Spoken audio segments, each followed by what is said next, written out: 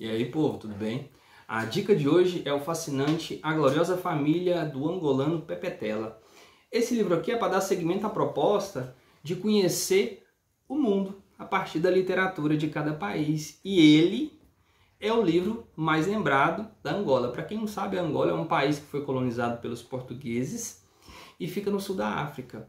A história se passa, muito embora o livro tenha sido publicado só em 1997, a história se passa ainda no século XVII, mais precisamente durante a colonização holandesa na Angola. Foram 7 anos, de 1642 a 1648.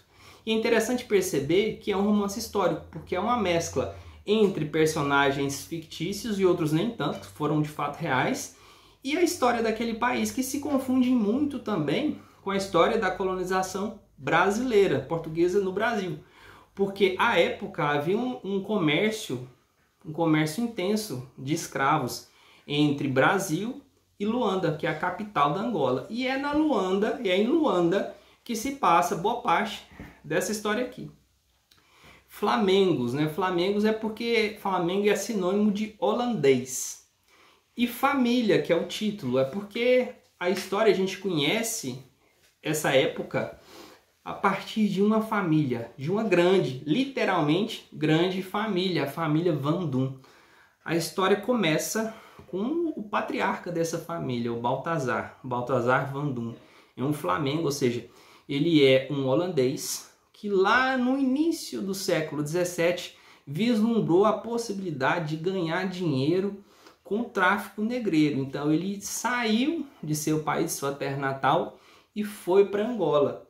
Muito embora holandês, ele se tornou católico e se tornou uma pessoa influente ali na Angola.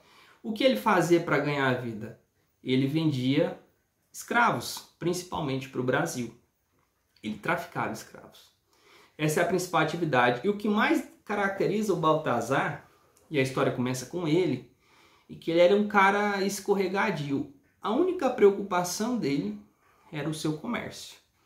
E era um período de guerra, porque os portugueses tinham colonizado Angola, só que eles tinham sido afugentados pelos holandeses por meio da Companhia das Índias Ocidentais, que visavam justamente o tráfico, o comércio de escravos. Ele era um cara escorregadio porque ele, muito embora fosse um holandês, ele era católico e se dava bem com todo mundo. Então ele queria sempre ficar de bem com os dois lados, porque ele sabe que as coisas mudam e pode ser que quem estava por baixo poderia vir a ficar por cima, então ele não queria se indispor com nenhum. E a história começa assim. Ele é surpreendido com 2 escravos que chegam na casa dele durante já o jugo holandês da Angola, de Luanda. Eles chegam lá para conseguir informações acerca dos holandeses a mando dos portugueses, e os holandeses ficam sabendo. Então, graças a uma amizade que ele tinha com um holandês que era major, que ocupava um alto cargo no exército ali holandês, ele consegue se safar. Então, isso vai dar à tona dos 7 anos de história. A todo momento, o Balthazar vai estar jogando com as suas influências políticas para sempre se dar bem, sempre visando, sobretudo, o comércio, né, que é o que ele de fato se importava. Um fato que é muito curioso dessa história é a respeito do narrador. O narrador sequer tem nome. O narrador é um escravo mulato.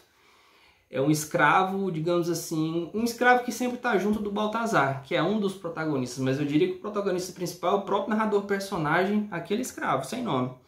Porque é ele que nos vai contar toda a história. E como ele é um escravo, uma espécie de escravo de estimação do Balthazar, ele sempre vai estar junto com o Balthazar e ele relata o que ele vê. Às vezes não o que ele vê, mas o que ele ouve.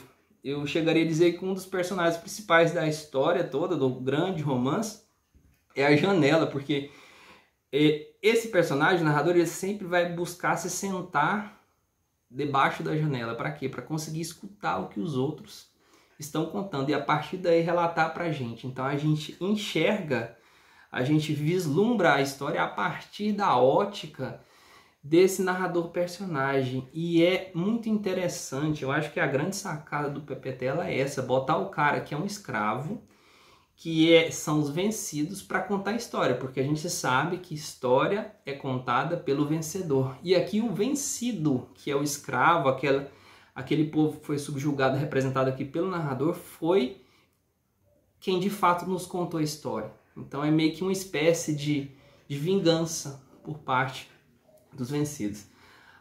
A família Vandum, de fato, ela era muito grande. Os principais personagens serão justamente os filhos do Baltazar, que é esse comerciante de escravos, com a dona Inocência. São filhos mestiços, outros brancos, uns dentro do casamento, outros fora do casamento, que ele resolve reconhecer como filho dele, como filho bastardo. São, só para mencionar os principais que são citados nominalmente, são 11 entre filhos e filhas. A história gira em torno da vida desses filhos, né? A gente vai conhecer o Nicolau, que era um filho bastardo, mas muito bom para o negócio. Ele que saía à caça dos negros para serem escravizados e depois comercializados. A gente vai conhecer o Diogo, que também é um bastardo que desenvolve muito bem a atividade agrícola. Então, por isso, Baltazar vai reconhecer. A gente tem o Rodrigo, que tinha olhos verdes, que primeiro era um cara muito acanhado, mas depois se casa. Ele vai se casar com um grande e importante aristocrata do Congo, que faz limite ali com Angola.